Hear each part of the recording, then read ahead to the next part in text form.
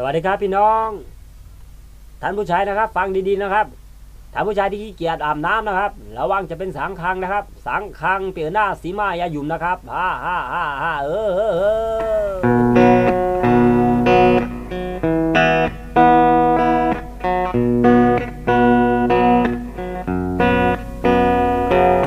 โน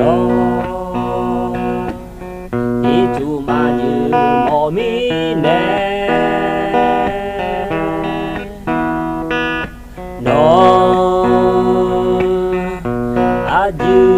Julang ho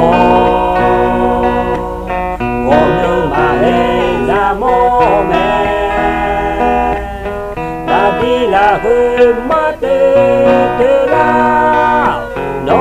biaka ya sha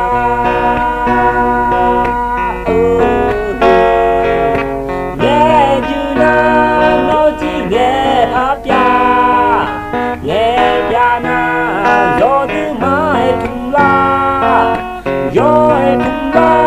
naji yoi kaju ahu sang khang pia na si ma yum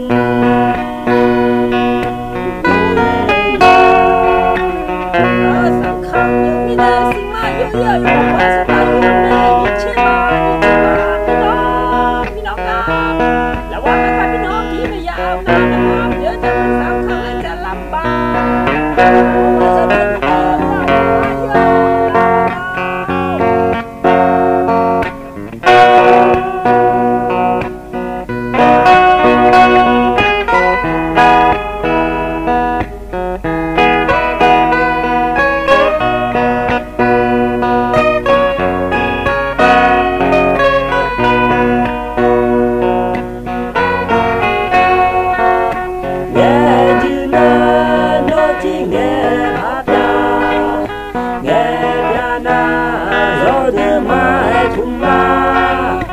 Yoi tumba naji yoi kaju ahu sang khang pia na si ma yum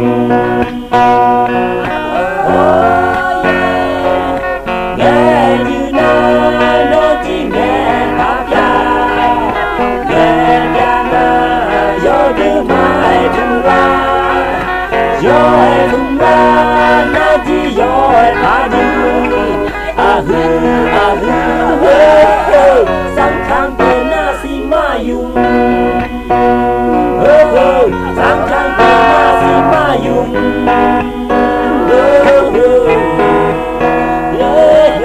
sang khang pia na si ma yum